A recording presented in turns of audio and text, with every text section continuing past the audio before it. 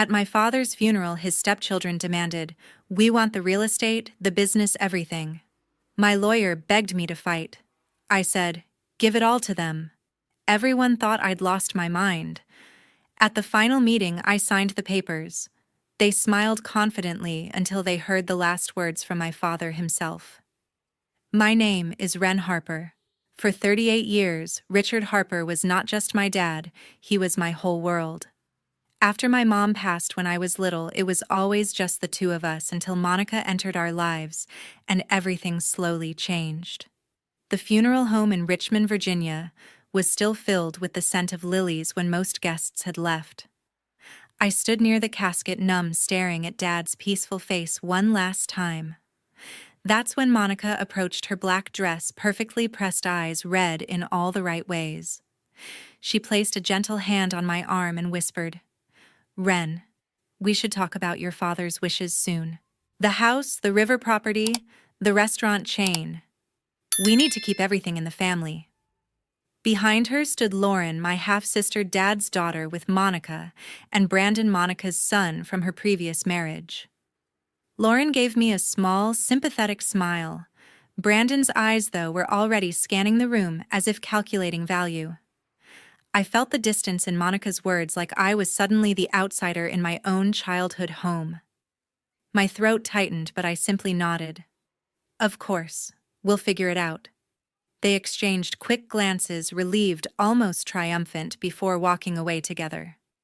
Follow my story to the very end and comment the city you're watching from right now. I want to see how far this has reached. Some of you might have felt that same chill when family suddenly feels like strangers. Drop your city below, and if you've ever been pushed aside in your own home, share that too. Let's see how many of us are out there. A few hours later, alone in the house that still echoed with Dad's presence, I returned to my old bedroom. The one place that hadn't changed much since I was a kid. I sat at his old desk in the corner, the one he'd brought up here for me when I was studying late nights, and started opening the drawers looking for anything that might help me feel closer to him again. I sat in my old childhood bedroom in the family home in Richmond, Virginia, the one room that still felt like mine. The walls held faded photos of just Dad and me from years ago, vacations to the Outer Banks holidays before everything changed. Those pictures stopped around the time Monica came into our lives when I was in my early 20s. A soft knock broke the silence. Monica entered without waiting for an answer, followed by Lauren and Brandon. She carried a thin folder, her expression practiced grief mixed with purpose. Lauren hovered close behind her mother while Brandon leaned against the doorframe, arms crossed. Monica sat on the edge of the bed, sighing deeply. "Wren, honey, we've all been through so much these past months watching Richard fade. He relied on us, on the family we built together in his final days." She paused, dabbing her eyes with a tissue. Lauren nodded solemnly, placing a hand on Monica's shoulder. Brandon stayed quiet, watching me intently. "That's why we need to honor his final wishes now." Monica continued, opening the folder. "The will is straightforward. The main house here in Richmond, valued around $1.4 million, the riverfront property along the James, about $1 million, and the entire chain of seafood restaurants he poured his life into. They should stay with the current family." Lauren spoke up softly, her voice carrying that familiar edge of entitlement. "It's about keeping things in the Harper bloodline. You know, Dad always talked about legacy."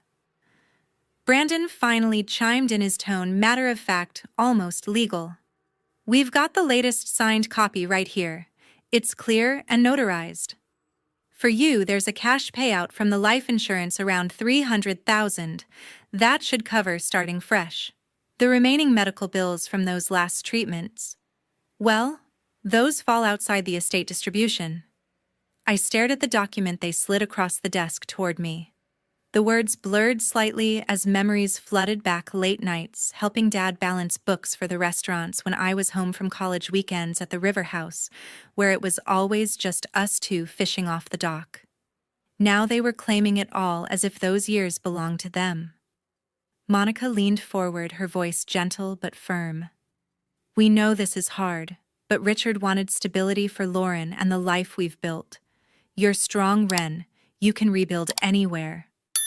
Lauren added, we're still family. This just makes sense for everyone long term. The feeling hit me like a slow wave being erased, replaced in the story of my own father's life.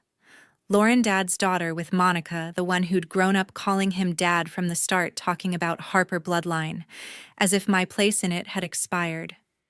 I didn't argue. Not yet. I need some time to process this and read through everything carefully, I said evenly. Out of respect for Dad. Monica's smile returned small and satisfied. Of course, take whatever time you need. We're all in this together. They left the room together, their footsteps fading down the hallway. The door clicked shut, leaving me alone with the weight of the house pressing in the creaking floors. Dad and I used to joke about the view of the garden we'd planted together. For the first time, the isolation felt complete. This wasn't just about money or property. It was about being written out of the family narrative entirely. I picked up the folder they'd left, flipping through pages that felt foreign in my hands. The signatures looked like Dad's, but something about the timing gnawed at me. Those final months he'd been in and out of clarity, heavily medicated. Sleep didn't come easy that night. I wandered the house after dark, ending up in Dad's study downstairs. The leather chair still held his shape. On a whim, I opened the bottom drawer, the one he always kept locked, but I'd seen him access during video calls when I visited. Inside, tucked beneath old tax files, was a small envelope addressed to me in his handwriting, Wren only if things feel wrong. My heart raced as I carefully opened it. I kept busy sorting through the last boxes. The hospital had returned Dad's watch, his favorite pen, a few shirts that still carried his cologne. Anything to avoid thinking about the folder Monica had left behind. The suitcase sat in the corner of the study, unopened since it arrived. I finally unzipped it, pulling out folded clothes and a small toiletry bag. Tucked inside a side pocket was a plain black USB drive no larger than my thumb. A strip of masking tape on it read in Dad's unmistakable handwriting, "For Wren, open only if needed." My stomach tightened. I glanced around the empty room as if someone might be watching, then carried the drive to Dad's old laptop on the desk. The computer booted slowly. He'd refused to upgrade it for years.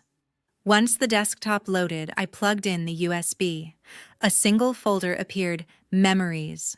Inside were about a dozen photos, me at 10 on his shoulders, at Virginia Beach graduation day.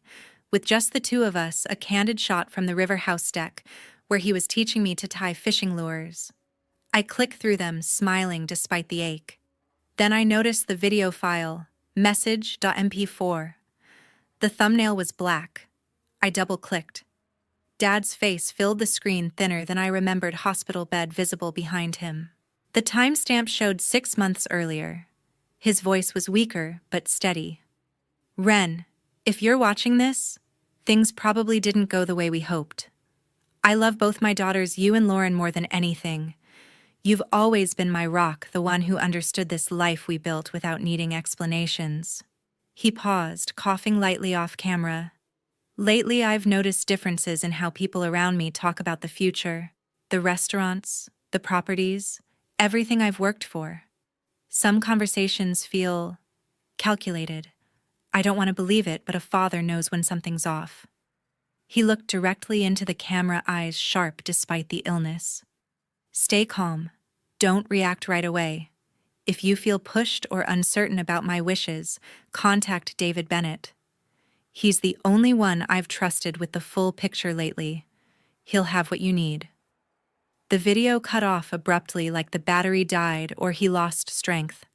I hit play again and again. Each time his words sank deeper. The way he said "both my daughters" with equal warmth, yet singled me out as the one who understood. The careful choice of differences instead of accusations. It wasn't proof of anything, but it was enough to make the doubt I'd been pushing down rise to the surface. Tears came this time, not the quiet ones from the funeral, but hot and uncontrollable. Hearing his voice after weeks of silence broke something open. I muted the volume on the fourth replay, just watching his expressions, searching for clues I'd missed when visiting him. Monica's recent attentiveness during hospital stays flashed through my mind, always there when doctors discussed costs. Always quick to suggest treatments that extended things. Lauren's visits growing more frequent toward the end. Brandon asking detailed questions about restaurant valuations during what I thought were casual chats. Nothing concrete. Just patterns I'd ignored because grief clouds everything. I ejected the drive carefully, slipping it into my pocket. No one else needed to know about this yet. Whatever Dad meant by full picture, I wasn't ready to confront it head-on. That night, I lay awake listening to the house settle the same creaks and groans from childhood. For the first time since the funeral, anger mixed with the sadness. Not explosive rage, but a quiet burn. If there was even a chance they'd taken advantage of him in those final months. I reached for my phone on the nightstand and searched for David Bennett, attorney, Richmond area. Several results popped up, including one with an office address not far from downtown. I bookmarked it, then deleted the search history out of habit. Sleep finally came near dawn, restless and filled with dreams of the river house, Dad waving from the dock, while faces I couldn't make out stood on the shore behind him. When I woke, the decision felt made without words. I'd call Bennett's office first thing Monday. I stepped into Robert Klein's office downtown, the kind of place that smelled like polished wood and old law books, solid, unchanging, like the man himself. Klein had been Dad's attorney for over 20 years, handling everything from the restaurant expansions to my college trust fund back when I was 18. Now 65, with wire-rimmed glasses and a tie that never quite matched his shirt, he greeted me with a firm handshake and a sympathetic nod. "Wren, I'm so sorry about Richard. He was one of the good ones." He gestured to the leather chair across from his desk, piled high with manila folders. I sat, pulling the will Monica had given me from my bag and sliding it over. Klein adjusted his glasses and began scanning the pages, his brow furrowing almost immediately. Minutes ticked by in silence, broken only by the rustle of paper and the distant hum of traffic on Broad Street. Finally, he set the document down, removing his glasses to rub the bridge of his nose. "This doesn't sit right," he said, voice low. "The signature looks authentic." Richard's hand was steady enough for that, but the date. "It's from 3 months ago, right in the middle of his worst chemo round.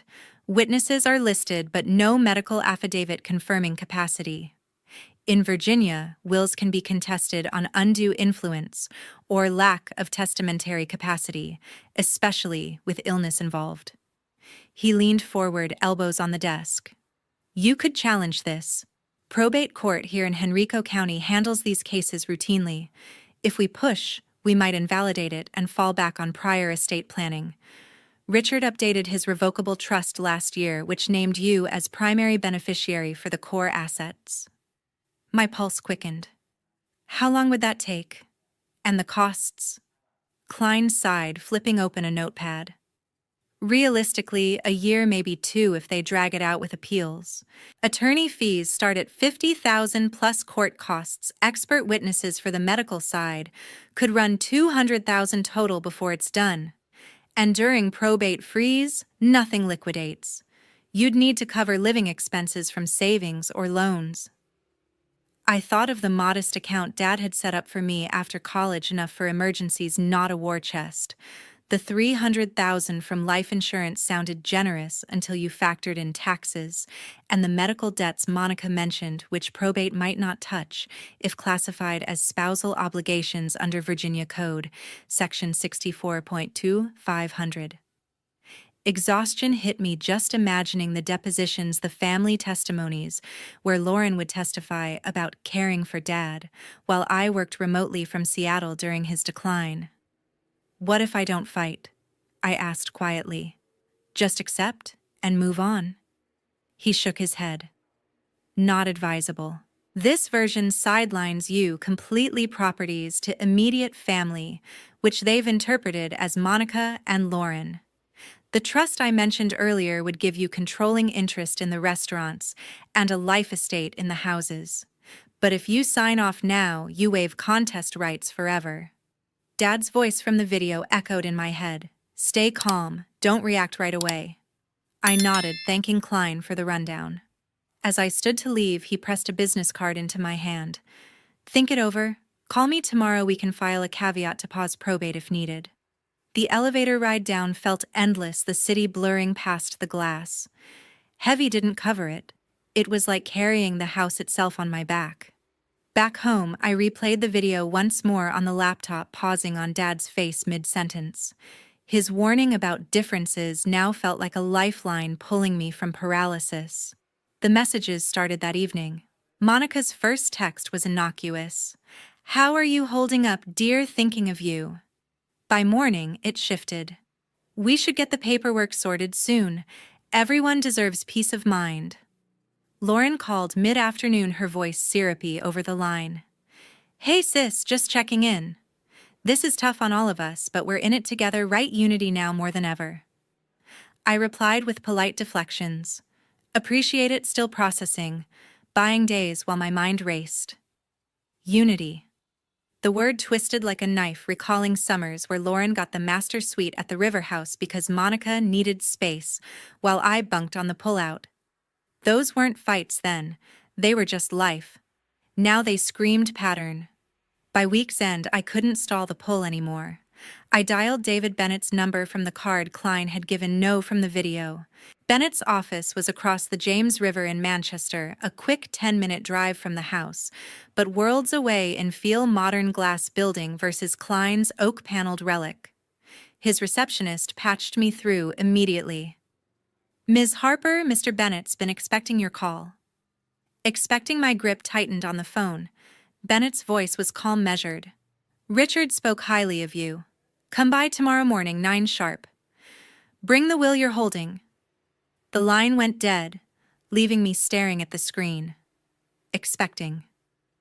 Dad had planned for this exact moment, looping in a second attorney without a whisper. Virginia law allowed it clients could engage multiple counsel for estate matters, no disclosure required until probate. But why the secrecy? That night's sleep evaded me again. I paced the kitchen, brewing tea Dad used to make strong black with a splash of milk. The contrast sharpened my memories of him teaching me to shuck oysters at the first restaurant location in Shako Slip, versus the polished family photos Monica framed everywhere, airbrushed to include everyone equally. The current family, she'd called it. As if mine had an expiration date. Bennett's confirmation email arrived at dawn, address confirmed, parking validated. I forwarded it to no one, pocketing the USB drive like a talisman. The drive to Manchester felt symbolic, crossing the bridge over waters Dad loved. Bennett's suite was on the 5th floor overlooking the river's bend. He rose to greet me, a tall man in his 50s, salt and pepper hairsuit, tailored but not flashy. Wren Harper. Sit, please. I handed over the will without preamble. He skimmed it, then set it aside. This is the outdated version. Richard revoked it 4 months ago. Revoked. The word hung there. What? Under his instructions, I prepared a new revocable living trust, its ironclad witness notarized with capacity evaluation from his oncologist. You hold the pour-over will naming you sole trustee. My breath caught. Trustee meant control decisions on assets, distributions, even dissolution if needed. Virginia's Uniform Trust Code gave trustees broad fiduciary powers, but revocation required clear intent, something Dad clearly had. Why 2 lawyers? I pressed. Bennett steepled his fingers. Richard suspected leaks in Klein's firm. Nothing malicious, but casual conversations about valuations during hospital visits. He wanted a clean slate with me for the revisions. Leaks. Like Brandon's offhand questions about quarterly revenues, or Lauren's helpful suggestions on selling the river property to simplify things. We spent the next hour walking through basics. The trust bundled the house's restaurants and liquid assets into a single entity shielded from immediate claims. No mention of debts or specifics, yet just structure. Review the full docs at home, Bennett said. Password's your mother's birthday. As I left, the river sparkled below, mocking the storm inside me. Dad hadn't just planned, he'd anticipated betrayal down to the signatures. Back in the car, another text from Monica. Any progress on the forms? Let's wrap this up kindly. Kindly. The word fueled the fire now, not the doubt. I drafted a response soon and hit send, then called Bennett's after-hours line. One more thing, when can we meet again? I need the rest. Tomorrow, he replied. Bring your resolve. Resolve. Yeah, that was forming. I pulled into the driveway of Monica and Brandon's house in the West End suburbs of Richmond, a sprawling colonial with manicured hedges and a 3-car garage that always felt more like a showroom than a home. The invitation had come via text, a simple, "Come for dinner Saturday, we'd love to remember Richard together." I accepted curiosity outweighing caution. Monica opened the door before I knocked, enveloping me in a perfumed hug. "Wren, sweetheart, you made it." She wore a navy dress suitable for morning but cut just sharply enough for company. Brandon appeared behind her, offering a quick nod and taking my coat. Lauren emerged from the kitchen apron tied over jeans, holding a bottle of Dad's favorite Virginia Red. The dining room table was set with precision china from the River House. Crystal glasses, fresh flowers in the center. Candles flickered, casting warm shadows on walls lined with framed photos, Monica and Dad's wedding, Lauren's college graduation, Brandon at some corporate event. I spotted one of me mixed in from years ago, carefully placed to suggest balance. We started with appetizers, oysters on the half-shell sourced from one of Dad's suppliers. Monica raised her glass. To Richard. He built something special and we're all part of that legacy. Lauren echoed, the toast eyes misty. He was always so proud of the restaurants, how they brought people together. Brandon added, I've been thinking about expansion. Norfolk location, maybe Virginia Beach. With the inheritance settled, we could move fast. The word inheritance landed casually, but it shifted the air. I sipped my wine, letting the conversation flow. Monica launched into stories from Dad's final month's bedside vigils, favorite meals she prepared, how he'd squeeze her hand during treatments. Lauren pulled out her phone, scrolling to photos, Dad in the hospital bed, smiling weakly, Monica beside him reading aloud. Look at this one, Lauren said, passing the device. He looks peaceful, doesn't he? The images were intimate, tender. Yet none included me from those visits. I'd been there too, holding his other hand during the worst nights. Monica steered next to earlier days. Remember that Christmas at the River House, the year the power went out and we cooked everything on the grill? Lauren laughed. Dad telling ghost stories by flashlight. Brandon chuckled. He had a knack for that. Their memories overlapped seamlessly, a polished narrative of blended family bliss. I nodded along, waiting for the right opening. When dessert arrived, key lime pie, Dad's go-to order at the flagship restaurant. I brought up the old framed photo that used to hang in his downtown office, just him and me on the pier at sunrise, rods in hand. No one else. I was wondering what happened to that one, I said lightly. It wasn't in the study. Monica's fork paused mid-air. Oh, we redecorated the office last year. Some things got packed away. Lauren jumped in quickly. We can dig it out if you want. The subject shifted to travel plans. I tried again, mentioning the annual father-daughter fishing weekends Dad insisted on keeping even after Lauren came along, trips where we'd leave before dawn, just the two of us. Those mornings on the boat. I mused. He'd talk about everything, business, dreams, life lessons. Brandon cleared his throat, refilling glasses. Lauren's smile tightened. Monica smoothly redirected. Richard loved sharing those stories with all of us later. Later meaning after she arrived. The pattern emerged clearly now, every recollection carefully edited to center their version of family, trimming edges where I once fit prominently. Toward coffee, Brandon mentioned recent vendor contracts. Numbers are strong. Once probate clears, we can leverage equity for growth. I asked innocently about cash flow. Lately, had Dad mentioned any dips during his illness? Silence fell for a beat. Brandon studied his cup. Standard fluctuations. Nothing major. Monica patted his arm. Richard handled most of that. We're just carrying the torch. The evasions stacked like bricks. No direct lies, just deflections that confirmed what the video hinted: selective truth. As plates cleared, Lauren showed more photos, recent ones dominating, older ones scarce. Monica hugged me at the door. This was healing. We should do it more. Driving home through quiet suburbs, the warmth from candles felt false now, like stage lighting. Their stories hadn't erased mine, they'd simply rewritten the script to minimize my role. The certainty solidified whatever Dad prepared with Bennett wasn't just protection, it was correction. I parked in the garage house, dark except for the study light I'd left on. Tomorrow's meeting with Bennett loomed larger. David Bennett scheduled the follow-up for early the next week. I walked into David Bennett's private office across the James River in Manchester, a sleek space with floor-to-ceiling windows overlooking the water, modern furniture that contrasted sharply with Klein's traditional setup. Bennett stood to greet me, extending a hand with a firm grip. "Wren, right on time." "Coffee." I declined, settling into the chair opposite his desk. He wasted no time pulling a thick accordion file from a locked drawer. Richard came to me quietly about 8 months ago. He wanted a fresh start on estate planning, away from long-standing relationships. He spread documents across the polished surface: trust agreements, amendments, notary seals.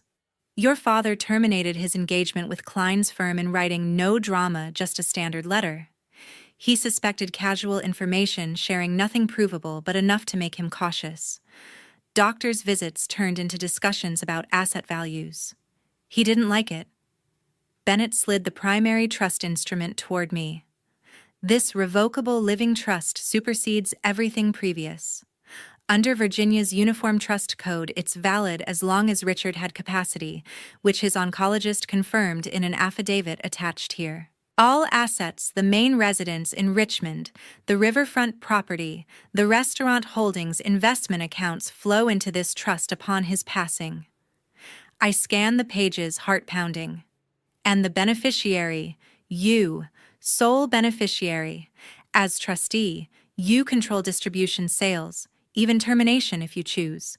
No co-trustees, no mandatory payouts to anyone else. The words sank in slowly. Not shared, not divided. Mine to decide completely. Bennett produced a second USB drive identical to the one I'd found. Richard left this with me as backup, the full recording. He inserted it into his secure laptop, angling the screen so I could see. Dad appeared again, but this time in better light. His home office perhaps filmed on a good day. The video ran longer, nearly 20 minutes. "My beautiful Wren," he began, voice stronger than the hospital clip. "If you're watching the extended version, you've taken the step I hoped for. I need you to understand why I did this." He spoke of early joys, building the first restaurant together when I was in high school, teaching me balance sheets alongside algebra homework. Then the shift after Monica, how conversations turned to we that sometimes excluded the original us. I've watched Lauren grow into a fine young woman, and I'm proud of her. But I've also seen how easily history gets rewritten when new chapters begin. Monica means well in her way, but she's protective of her vision of family. Too protective, perhaps. He leaned closer to the camera. I don't act from anger. I act from love, the kind that remembers who was there from the beginning. You've never asked for more than your place, Wren. That's why I'm giving you the choice now. Decide what legacy looks like. Keep it all, share parts, restructure. It's yours because you earned it just by being my daughter. Tears blurred the screen as he continued detailing practical steps: how the properties carried strategic liens to deter quick claims, how liquid assets sat shielded in the trust structure. Not to punish anyone, he emphasized, to protect what we built from being dismantled without thought. The recording ended with him smiling faintly. "I'm tired, kiddo, but I'm at peace knowing you'll handle this with the same heart you always have." Bennett paused the frozen frame. He recorded that over several sessions editing himself. Wanted it clear, not bitter. I sat back overwhelmed.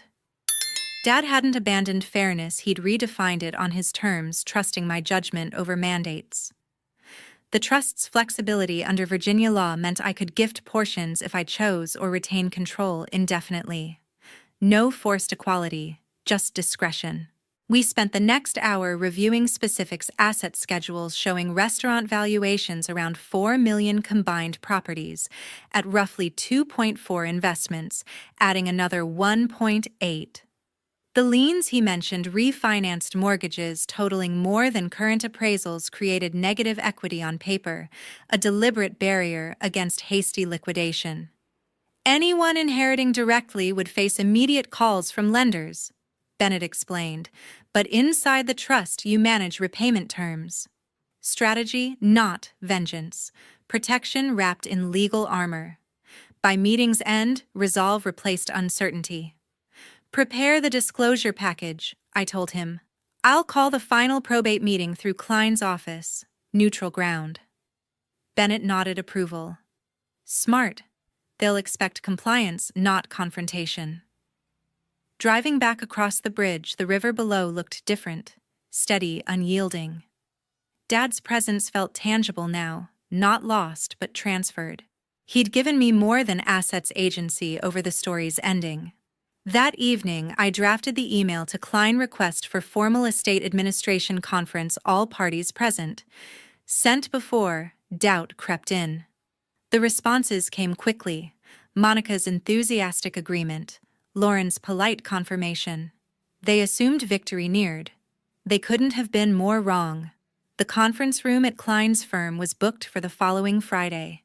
I entered the conference room at Klein's firm on the appointed morning, the air thick with the scent of fresh coffee and tension. The long mahogany table was set for battle. Robert Klein at the head, neutral expression fixed. David Bennett sat to my right, his file closed, but ready. Across from us, Monica, Lauren, and Brandon arranged themselves with practiced poise, Monica in the center. Lauren beside her, Brandon on the end. Klein cleared his throat. We're here to finalize administration of Richard Harper's estate.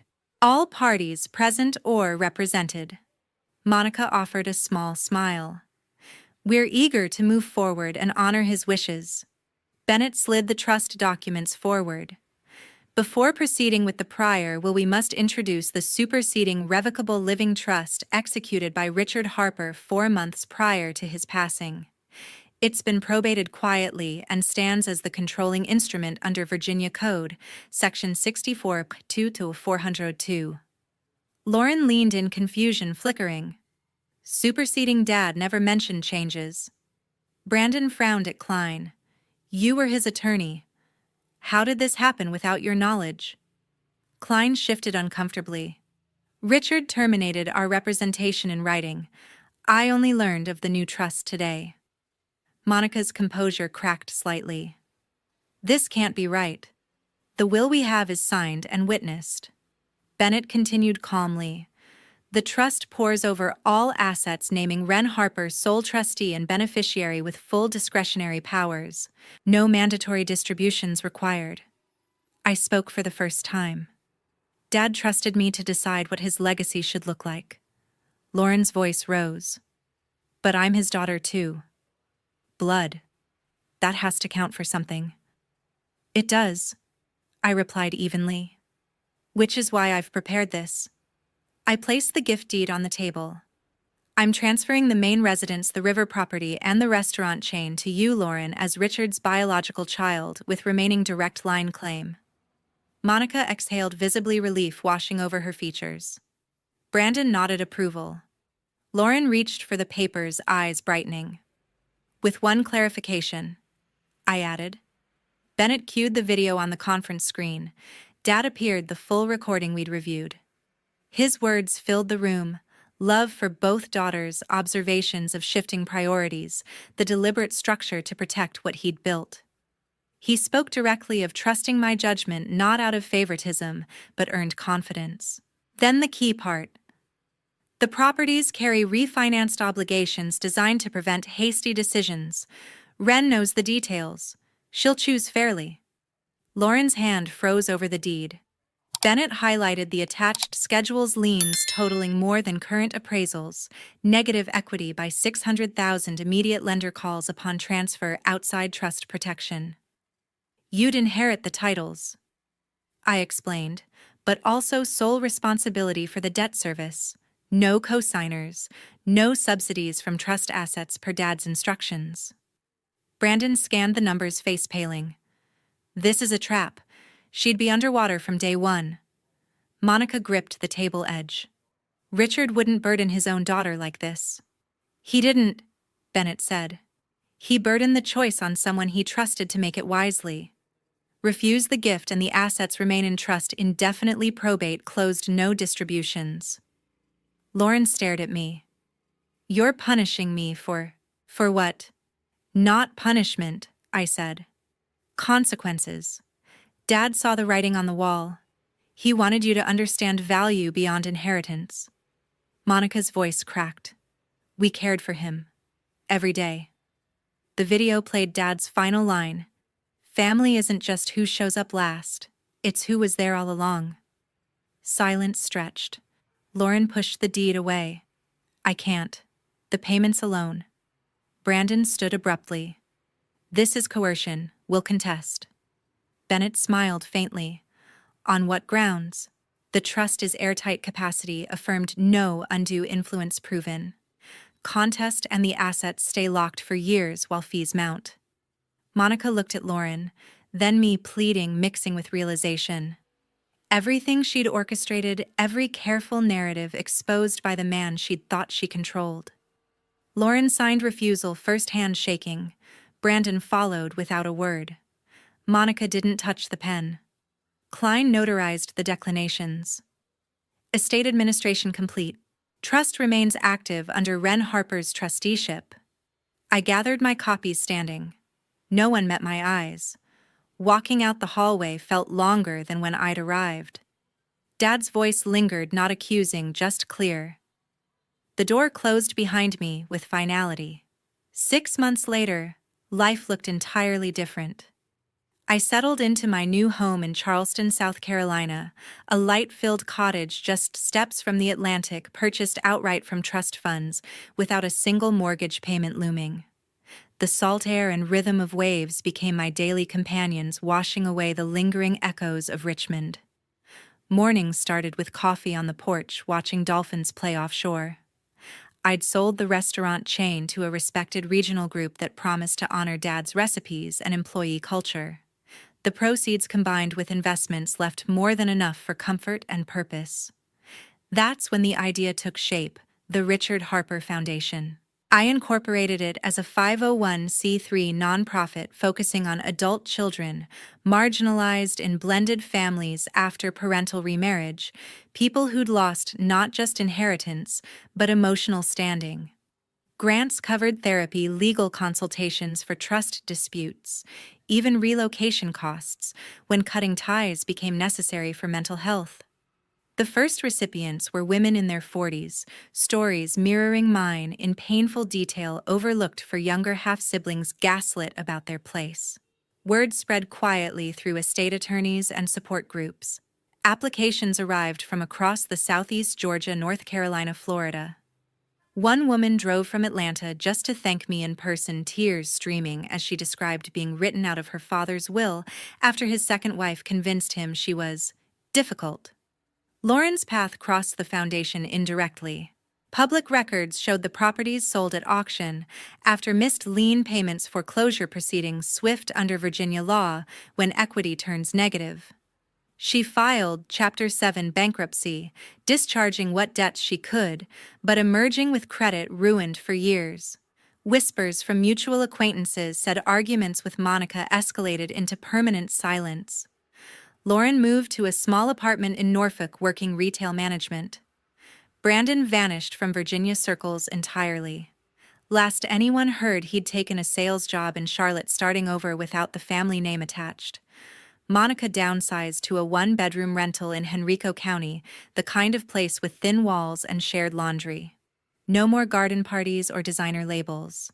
Friends drifted when invitations stopped coming. One golden afternoon, I chartered a small boat out past the harbor. Dad's ashes rested in a simple cedar box he'd chosen himself years earlier. The captain cut engines a mile offshore, leaving only wind and gulls.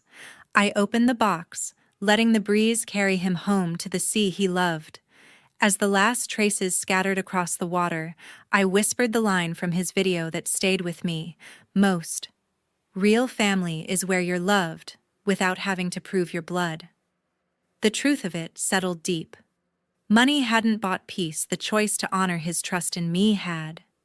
Cutting contact wasn't cruelty, it was boundary self-preservation, the same lesson I'd teach through the foundation. Evenings now often end with grant reviews or calls from applicants. Their gratitude reminds me daily that Dad's legacy lives not in brick buildings or bank balances, but in protecting those who'd been made to feel less than. Greed can fracture families from within, turning love conditional and history selective. But authenticity, standing firm in who you are and what you deserve, rebuilds stronger foundations. I've found mine here, waves crashing approval with every tide. Looking back, the greatest gift Dad gave wasn't the trust's control. It was permission to choose my own definition of family, free from manipulation or obligation. And in choosing peace over pretense, I've finally come home.